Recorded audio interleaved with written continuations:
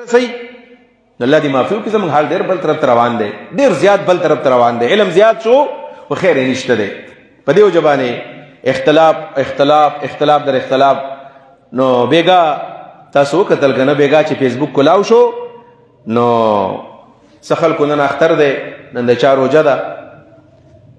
مولیان خلک یې دې حد ته رسولی دی چې عام خلک هم بحثونه کوي عام خلک ټولې فتوې بیګا عامو خلکو لګولې پلانې په حق دی پلانې په باطل دی ما ته یو کس ویل میسج راولېږو چې د اختر په ورځ باندې خو شیطانان روژه کېږي نو مېل موږ به شیطانان یو ستاسو په ذهن کې موږ خو روژه یو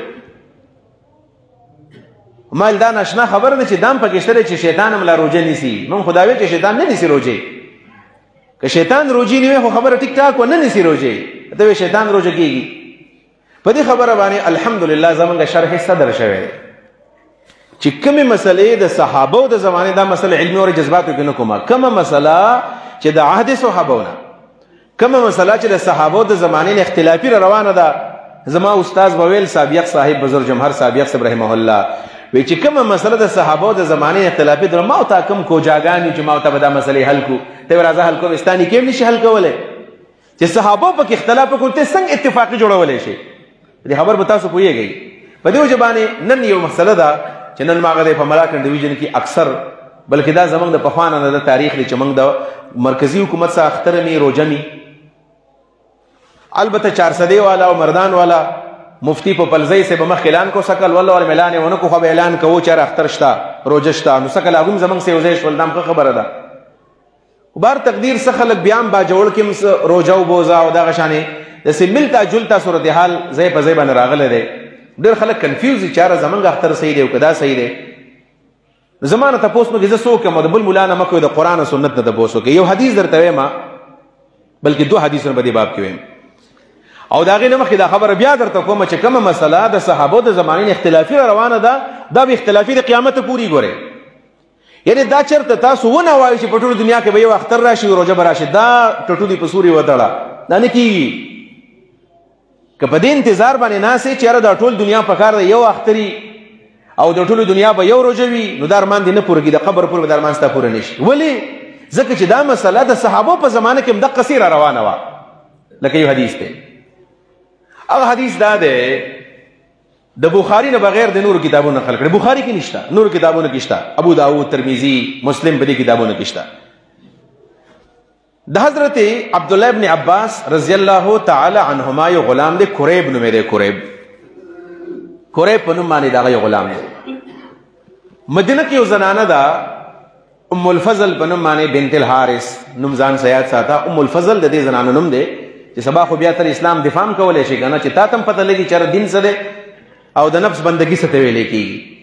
او دا ام الفضل راولګېدله او دا قریب یې ولېږو ویل ته شام ته لاړ شه او د دې زنانه د حضرت معاویه رضی الله عنه سره سکارو او په هغه زمانه کې د شام گورنر حضرت معاویه رضی الله تعالی عنہ دا قریب لاړو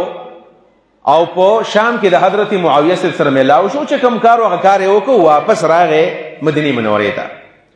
نو خپل آقا خپل سید عبدالله ابن عباس ته تپوس وکړو ورته ویلو چې تاسو خو هلته روژه کې وی رمضانو د رمضان میاشم کله لیدلې وه د رمضان میاشم په کومه شپه لیدلې وه شام کې تاسو هلال او سپوږمۍ میاشم په کوم تاریخ لیدلې وه نو قریب ورته ویلو چې منګه په شام کې میاشت د جمعې په شپه لیدلې وه جمعې په شپه باندې من میاشت لیدلې وه نو د جمعې ورځ زموږ روژه وه د جمعې ورځ زموږ روژه وه دا ورته دی غلام ویل عبدالله ابن عباس هغه ورته څه ویل عبدالله ابن عباس ورته ویلو عبدالله ابن عباس یې چې موږ په مدینه کې د هفتې په شپه باندې میاشت لیدلې ده یعنې موږ د جمعې په شپه باندې نه ولیدلې لهذا موږ د جمعې په ورځ باندې بوزه وو او تاسو روژه وئ نو موږ د هفتې په ورځ باندې روژه نیولې وه هغه هم صحابي دی او دام صحابي دی هغه صحابي په شام کې د رسول الله اوښی دی د ښځې ورور دی د ام حبیبه رضی الله ورور دی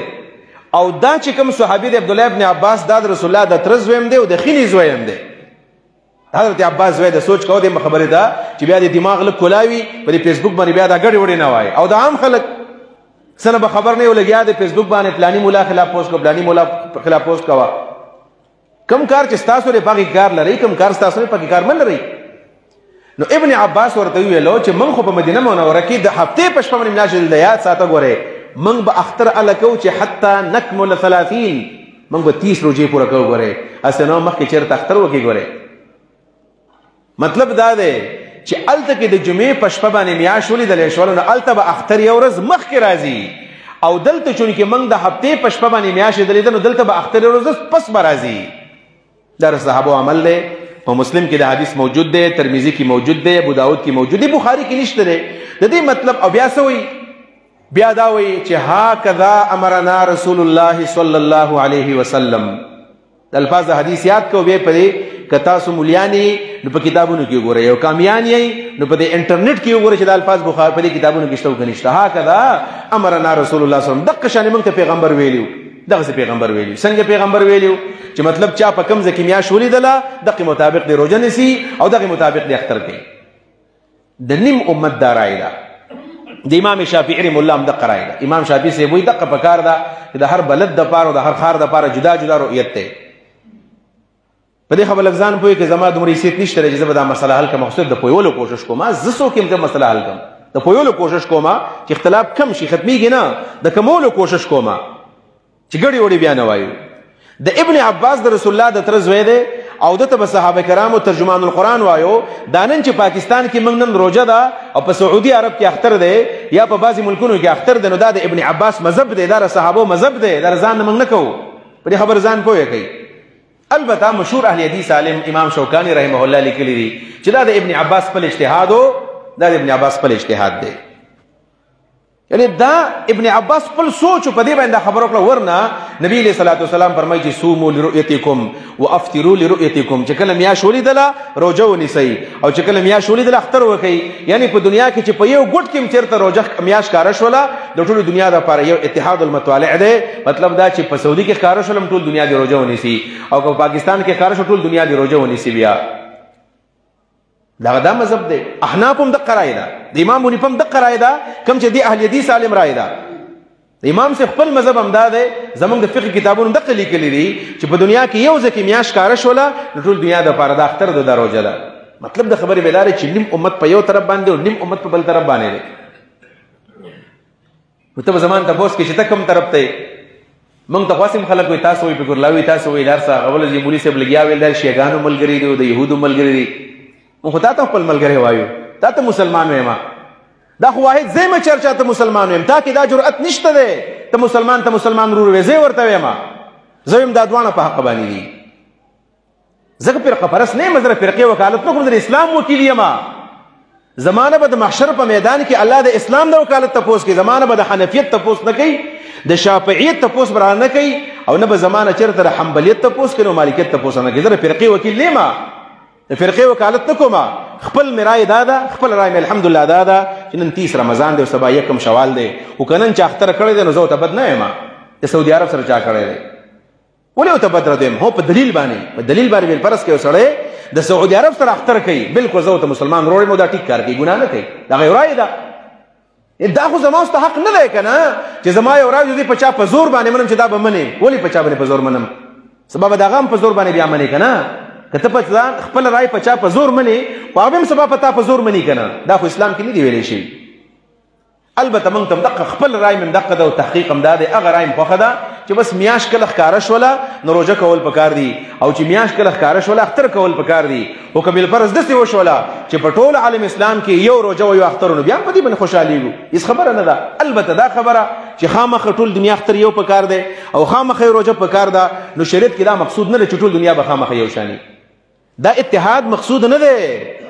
خیر ده که څوک یو ځکه یو ورځ اختر دی او بل ځکه بل ځکه اختر دی او کدا اتحاد مقصود وي نو بیا موږ هم په یو ټیم باندې من کوله خدای اتحاد نه مقصود بیا په کاردار چې موږ په دې په باندې په 2 بجې باندې یا په باندې په 1 بجې باندې په ټول دنیا کې د جمعې مونږ وي الکه دې نه ده بلکې په ناروې کې په نیوزیلند کې دا ټیم بال توسل د بتکو تور شپې امریکا کې بشپې نو که سړی بل پر خامخه په چا د عملی کنه چې په ټول دنیا کې یو اختر پکار دی نو چې ال تشبد نو څنګه باختر کوي دلته روزه د ال تشبد دلته ورځ د ال تشبد نو څنګه یو ځای کیږي لکه سوچ پکار دی خبرو ته بس پستا چې په کوم عالم د خیر اعتماد دی چې د حق پرست ښکاری او داغه یو رائے ده او په دلیل باندې روان دي ته پس روان وي ان شاء الله تعالی په دې کې بس داسې قباحت نه البته خپل سوچونه برابر کې فکرونه برابر کې په دې مسلو باندې چاته گمراه مو وایي د دې مشهور عالم دی مولانا خالد سیف الله د دې دیوبندي عالم دی هغه یو کتاب لیکلی دی جدید فقه مسائل په نوم باندې او د جدید فقه مسائل کې هغه لیکلی دی هغه یو خبر لیکلی ده چې زمونږ په اسلام کې ډېرې مسلې اختلافي دي ډېرې مسلې خو دارو اتحلال مسله چې ده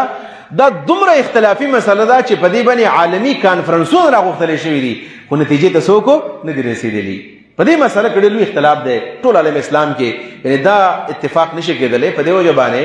زمونږ الحمدلله په دې خبره باندې ښه خوشحاله یم چې زمونږ چونکې ټول عمر د مرکزي رؤیت هلال کمیټۍ سره د دې دیر د خلکو د ملکن ډویژن د خلکو یو قسم اتفاق دی او دا اتفاق جاري ساتل په دې باندې غواړي چې مشکلاتو نه موږ بچ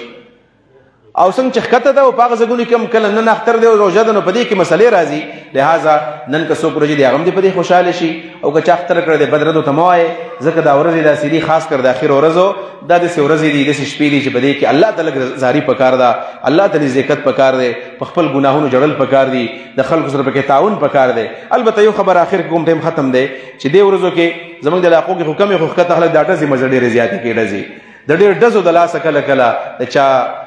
د ګل په شانې بچی به کې هغه شهید شي به کې د چا به کې بچی شهید شي د چا به کې ورور وفات شي د چا به کې پلار وفات شي زما او ستا د ټوپک د ډز د وجې نه هسې نو چې مسلمان ته تکلیف ورسېږي څوک زخمی شي یا څوک پکې وفات شي د چا ملا ولګېدله او د هغه سپاینل کارډ ولګېد او معذور دي کو نو څه به کوي بیا به دا څه ژوني لهذا د ټوپکو نه د ډزو ډمبکو نه دا بدعي اعمال دي دا غلط کار دی شرعن ثبوت هم د دې نشته دی او لږ دکانداران تاسو ته وایم کوم چې دکانداران ته پکې ناست دي زما د اواز څوک اوري لږ د الله نه یره دام پکار دی چې دا بمان چې کوم دا خلک راوړي دې هم لږ پرهیز کول پکار دي ځکه